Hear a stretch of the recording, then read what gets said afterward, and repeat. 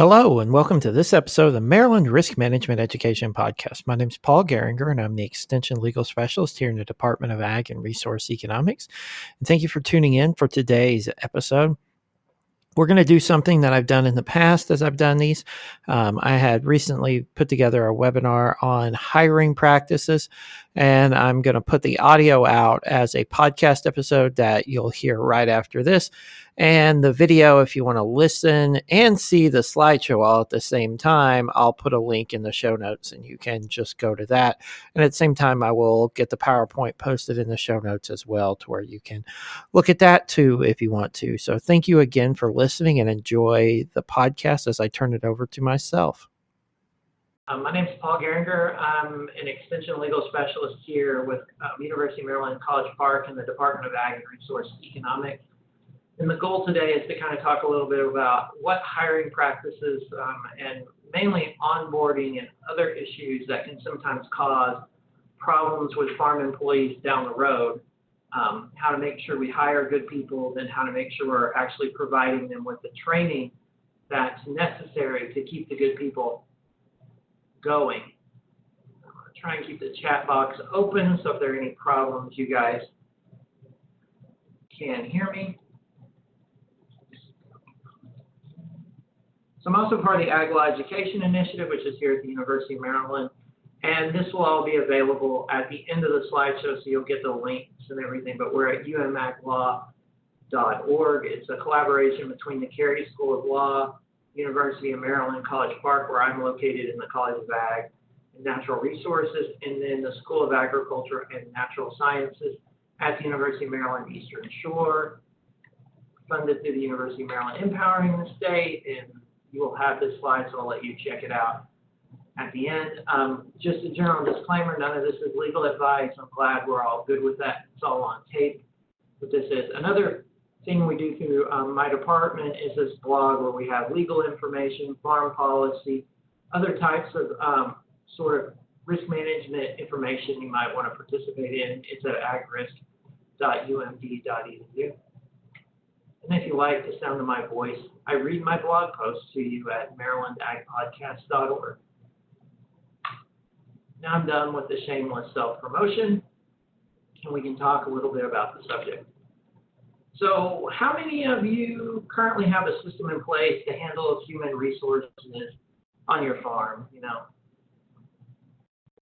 I want you to think about it a little bit for a second. Just think about, how am I currently doing this? How am I handling these issues on the farm? And what do we need to be doing to make sure that you're hiring the right people? How are you going about finding these new people? Are you doing like they are here, combing the desert, looking for people and not coming up with good people? I see a lot of Facebook and Twitter ads from people working on managing farms, looking for labor and having a hard time finding good labor. At the same time, the other thing we have to think about is, how are we providing training for these employees as they come on board? As we're going to talk about this, a lot of the people we may be looking at may have no background in agriculture. It may not be the time, just based on how demographics have changed, where people are born, raised on a farm, have that background, then go work on somebody else's farm. We're moving away from that to where we may have a class of people coming in who have no background in agriculture, who are looking at maybe potentially going into ag and wanting to work on farms to get that experience. So how are we providing them with the necessary training to get them started, if any at all? And then how are we providing them continuing onboarding and continuing training just to make sure that they're staying up to date on the latest practices? And then the final question I kind of have for everyone is, what are your current human resource operations and departments look like on your farm? How many of you have one? My guess is, if you do have a farm and you're the owner or operator of that farm, you manage the human resources. You wear that hat along with many other hats in your agricultural operations. So this may be an area where you have no background, no experience, and something you're not familiar with. So as I kind of highlighted here, I've looked for the statistic in the past, and I still have yet to come across it. But from looking at some of the stuff that's written today, a growing number of these people that are entering agriculture come in with no experience.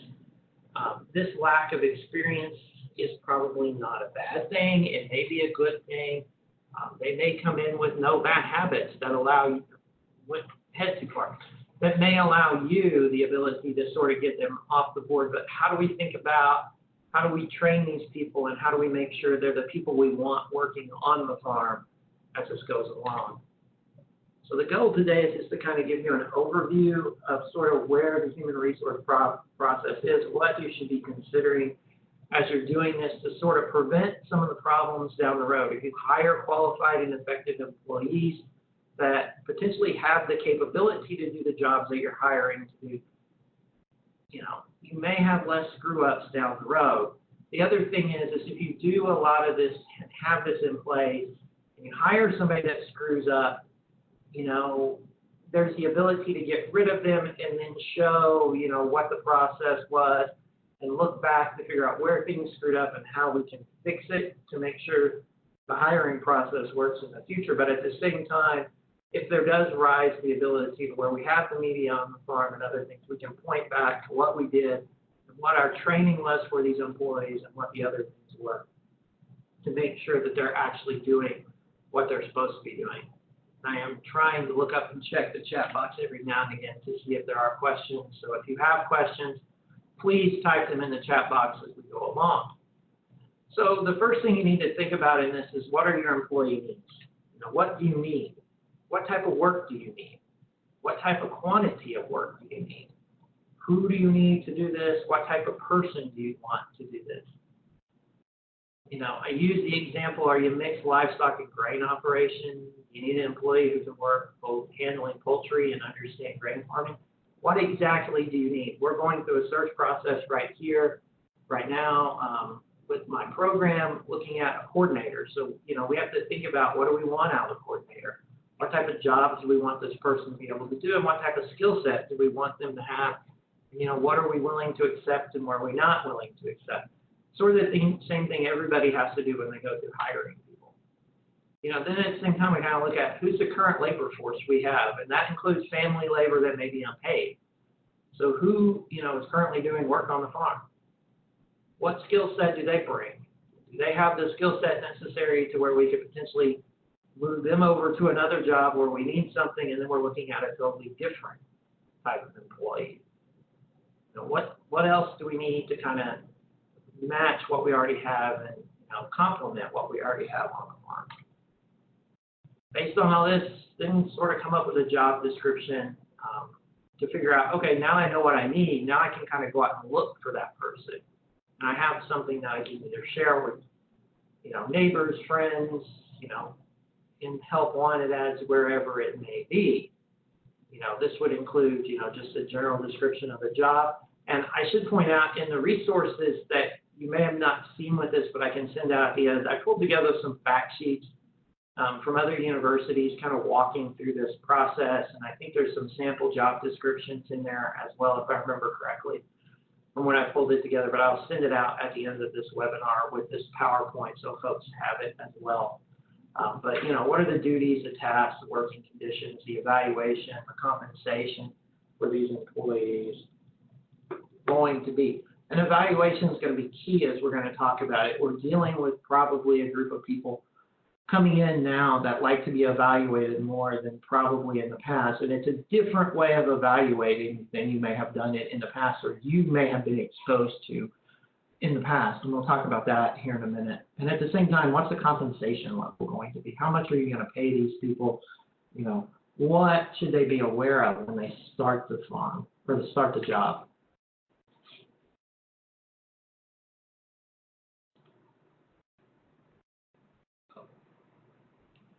I was going to say, if you're looking for the call-in number, there is, but you're going to have to click into the thing, and it will tell you what the call-in number is. So kind of to go on with that, so what are your search options for all of this? How are you going about doing this? What ways are you looking at trying to search for this? We have, potentially newspapers. Are you still using radio? Are you putting these out on social media? The one thing I'm going to say is if you're using social media, look at how you're using, especially in Facebook. If you're running a Facebook ad, make sure you're not being too narrow as we talk about some discrimination issues that could potentially get you in trouble for discriminating in sort of this hiring process. Don't set it too narrow to where you're potentially excluding people from it. Make sure you're being inclusive in how you search for these candidates. How broad of an area do you need to be looking for this? And looking at how some of this is going about, saying you have to look pretty broad to potentially find a candidate who is willing to show up. I have a number of friends on social media that are almost always posting the same ad every couple of months looking for about a similar type of employee because they can't keep people in that low entry position on their farm for very long. So maybe we're having to broaden our view as to what we're actually looking for and how broad that area is going to be that we're actually going to look at. What skill set do you need in all of this? What do you need to be considering in bringing this in? Do you need to be looking, as you're doing that assessment, should you be looking at local and area community colleges that may have an ag program? Is there a four-year university next door that may have one where we can get college kids to come in and want to work? Is there a technical or trade school where some of these skills would be considered? What do we need to be doing to sort of bring some of these kids in and young people in, or potentially older people in, to be working on the farm? So what about the selection and interview process? Now you've sort of started working on this, you've got the job description out. How are people applying for this? I think in the packet again of stuff, there is an application in there as well. You can develop, what type of written application do you want? It's going to help you with background information. What type of jobs have they had? What's, name, address? Are they listing references to check? Have them list references to check, and then check them. That's one of the biggest areas where people get in trouble. They don't check the references. People write them down, but then nobody checks them. So we don't know if they're a legit reference and they're actually speaking to the person who can do the job, or they're a friend that's, they've listed who's going to lie for them to get, the job. In the end, there's TV episodes out there where people have done that, so they can get a job because they've been out of work for a while. So this may be something you want to pay attention to, check. And the other thing to point out too is once you check the references, ask for additional references from the reference to check. If it is that friend that's just trying to cover for their friend so they can get a job, that the reference check at that point may start falling apart because they may not have thought that far into the future as to who they check, and then make sure they do that. The other thing you want to do, and I know some of the livestock operations are considering doing this, is they start having people sign these things under penalty of perjury. That may be something you want to do. It's up to you. The other thing to point out in this as well is this may be where you want to, in the application, get their consent that you will run a background check on them and run them through, been verified or one of the other internet resources that exist out there, so you can look at potential criminal records and other things to make sure, this person is a person we want to be bringing into the operation. The other thing to think about is develop a list of candidates or questions you want to ask these candidates ahead of time. We're going to talk about discrimination here in a second. You need to be asking all of these people that you're bringing in similar questions, because how are you going to rank them against each other? Now, I know you're going to point out to me, in many cases, we may be only getting one or two candidates. Again, you ought to have a list of questions just to be able to ask them, because you need to make sure they have the skill set you need. I use this story a lot when I talk about this here in Maryland. One of my first jobs was working at equipment dealership behind the parts counter, and in the job interview, I was basically thrown a manual and told to look up a part, and they described the part to me, and I had to look it up. So my ability to actually be able to use the book benefited me well, and that was one of the reasons I got hired. I was one of the only people that actually looked in an index to look the part up and then just start flipping through the book, trying to look at the pictures and figure out what I needed to be doing. I actually tried to figure out where I should be going. A lot of people ask, the simple question, how do you make a peanut butter and jelly sandwich? If the job's very detail oriented, they don't give a detailed answer to that or a similar type question, they may not be a good fit for the job. It's just trying to figure out, how do we figure out what people can do and if they're going to be a good potential person to work on this farm. Develop some sort of rating system so you're, able to review these candidates fairly. And the other thing to point out is let them do all the talking. Don't do a lot of talking yourself. Ask them a simple question, describe the job, what the position will do, and then just ask them questions and let them talk. Silence is really good in this because the more silence there are, the more they may talk, and the more you may learn about them as a person, and you may see a little bit more of what they can do just from the way they talk. The other thing you need to pay attention to is the Civil Rights Act of 1964, and whatever state you're in, there are going to be anti-discrimination laws that will apply in this process. You cannot discriminate on these people on the basis of race, color, religion, sex, national origin, disability, age. This list may be expanded in other states depending on the state you're in. But you need to be cognizant that these things exist, that when you're making this decision, it can't be, you're using a discriminatory purpose in why you make a decision on who you hire and who you don't hire. So what do we do now? We now have this person found, they're on the job, they're working. What do we start doing to make sure that they're going to be a good employee? And I may stop here and just quickly ask, do we have any questions? Does anybody have any questions to for the process so far?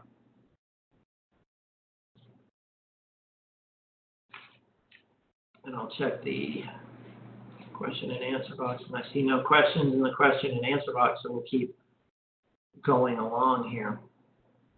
So what happens once you get this new person started? They should be able to do the job, right? They should know everything they need to know once they get started, right? What is the lingo we're going to use on this operation? Oh, I forgot about this. We don't get to lingo yet. We got to talk about I-9 first. We will have to run these people, whoever we hire, through the I-9 process. So I often cover this just to make sure you remember what the I-9 process is. Section 1 of the form is completed by the employee, though the employer can help if needed. If they have difficulty understanding, they can't actually fill it out. They need some help understanding what they're supposed to do. You can help them fill it out. That is allowed. Section 2 is completed by the employer. Some of this will have changed because of E-Verified, and most people are going through E-Verified now, so this process will be a little bit different. But just going through sort of what this process looks like, it's completed by the employer after reviewing the documents presented by the employee to confirm employment eligibility. It means that they are legal to be working in the U.S. The I-9 process will tell you what documents you can take and what documents you cannot take in all of this. And your job is just to look at them and make sure they reasonably appear to be authentic. You do not have to be a detective in any of this that we're going to talk about here in a second. Your job in the end is just to retain the form. You don't have to submit it to anyone. Now, if you're doing E-Verified, that process will be a little bit different. In the end, you retain I-9s. Never keep a copy of Social Security cards, IDs, passports, any of the documentation that was turned into you. The other thing to point out is keep all of this in a separate location from other employee files. Why? If for some reason ICE or Department of Labor whoever regulates labor in your state shows up to start looking at stuff and wanting to look at I-9s, you have now potentially opened up all your employee files to potentially be reviewed during this process. So it's better to keep all the I-9 stuff in a separate file so people only can look at the I-9 files when this comes out. So this is something to think about and just make sure you're not doing it. You go out and, have a filing cabinet somewhere to do this with. So with the I-9 process, the basic rule is you have to examine the document presented to determine if the document reasonably appears genuine and the document reasonably appears to relate to the person presenting it. So the ID, passport, whatever the documentation is, appear to be reasonable, and does it appear to reasonably relate to the person who was presenting it? We got some examples here. Here in Maryland, you may or may not have gotten the new driver's license yet and seen what they look like. You know, you get shown this as a driver's license. Does it look like the person? Does it look like an authentic driver's license? You know, your job is not to be, you know, the bouncer at a club in College Park on a Thursday, Friday, or Saturday night trying to spot fake IDs. Your job is just to make sure it looks like it reasonably relates to the person and it looks genuine enough to you to be real. There are potential issues if you start accusing people of having fake IDs when it's not, and it's actually legit. You could have discrimination issues pop up. If anybody's seen the movie Superbad, we've all seen the kid's fake ID. In that movie, does this reasonably relate, look authentic? Well, if you don't know what a California driver's license looks like, you may have to look it up, make sure it actually looks like that, just to make sure this is potentially authentic, and, you know, verify at least some of the stuff is there, so you can at least reasonably make sure it's okay. I threw up one more. Potentially fake ID. You know, if you don't know what these licenses look like, you might want to check, but your job isn't really to be that type of a. So what do we do with new employee orientation? If I told, you know, if you work on the farm and I tell you to go to any of these places, do you know where that means to go? Without some sort of, you know, background on the farm. And the idea is every farm has a lingo. Every business has a lingo. Everybody, you know, talks differently. They may all mean the same thing, but depending on, you know, what you've done and what you've done in the past, you may all have some sort of process that you're used to following.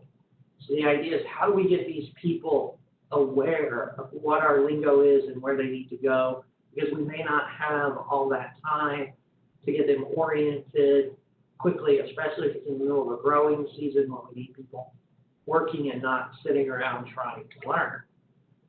So as I point out, we may have a number of millennials and other, you know,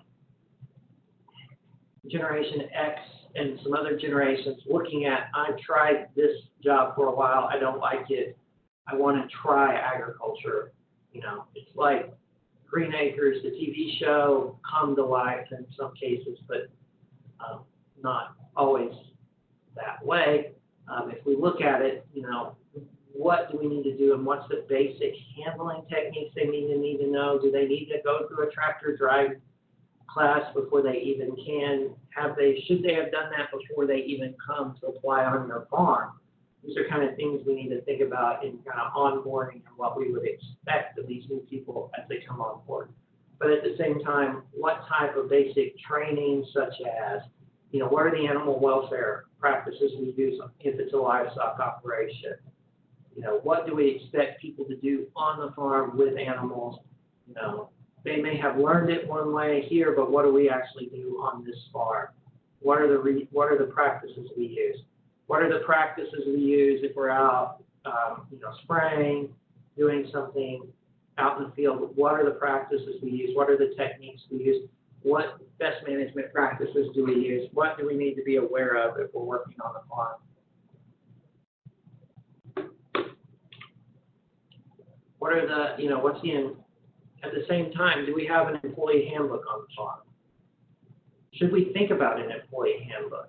Should we think about, you know, what that lays out, what the animal welfare practices are, any terminology they have here? You know, we may be like Strutherbarton there. We have a failure to communicate in some ways just because we don't know the lingo we should be using in each situation, and the new employee may have a steep learning curve, but at least we have a document to provide them with. And there are resources out there. I don't have a kind of a model handbook, but other groups such that I can get you in touch with have some, and you may have some as well. I think through dairy and some of the livestock trade groups, they have some of these things developed, and then through some of the other trade groups, they have some of this done. But, what type of employee handbook do we need to be thinking about doing that lays out some of these animal welfare practices? So kind of as we think about this, what are some of the ongoing issues we need to be aware of? How do we evaluate how people are doing in the business, on the farm? If you're not working on a farm and you're working, as an ag service provider, how are you routinely evaluated? Are you yelled at every time you screw up? Does anybody tell you good job? How does that relate to your job? How best if you were in this situation, would you like to be evaluated? Would you like to be left alone? These are things we have to think about that we may not have thought about in the past.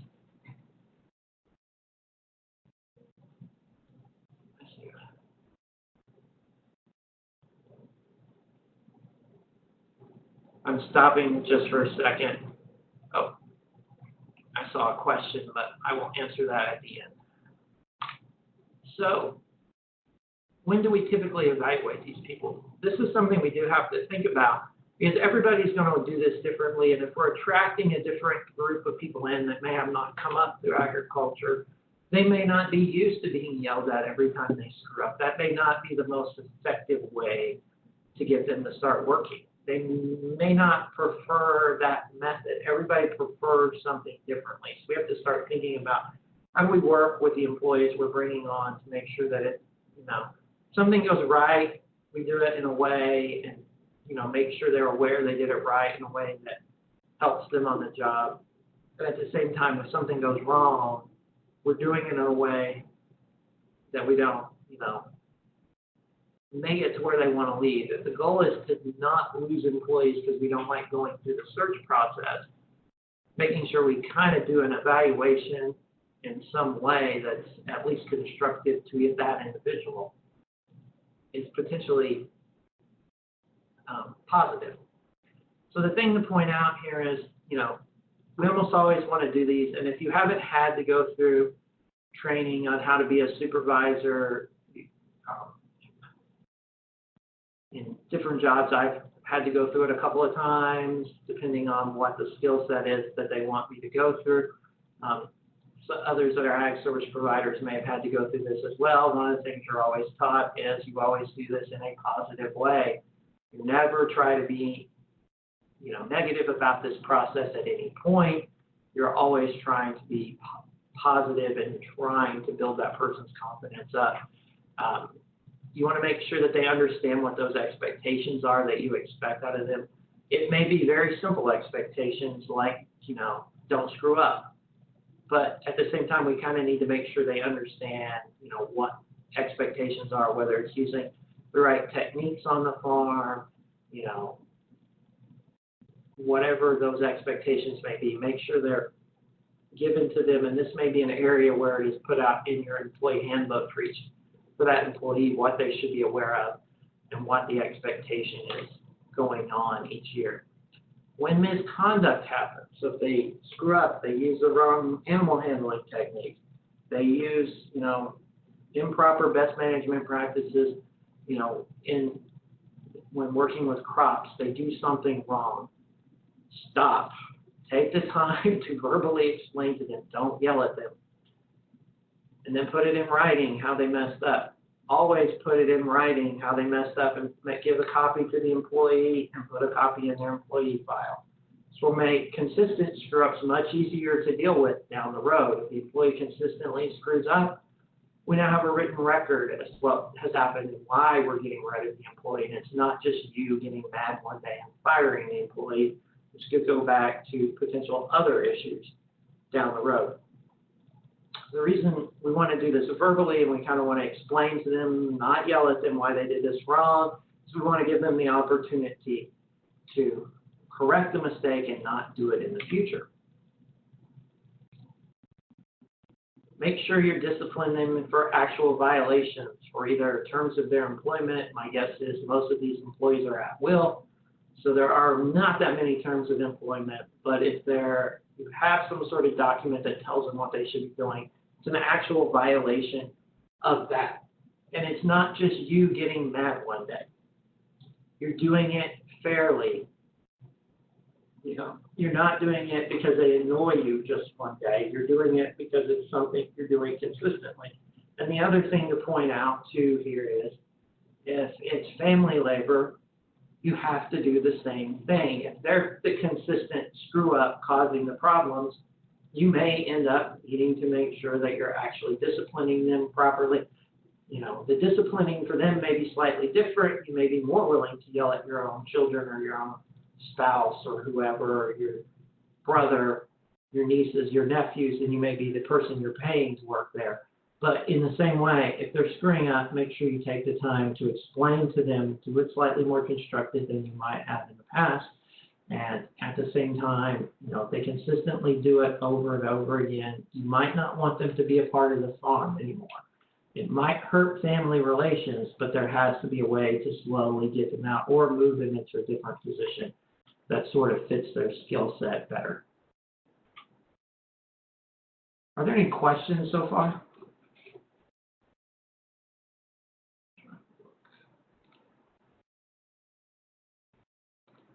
Trying to make sure I capture everything.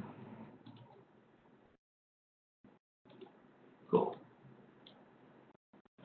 If the issue continues, terminate the employee, as I just talked about. This is something, when it consistently happens, if we've got to get rid of them, we can't keep them around. It could potentially lead to bigger issues for us down the road. Never make termination the first step. How many people like running through the process to find an employee? I really wish this had cameras so I could see all of you, so I could see none of you really want to raise your hands.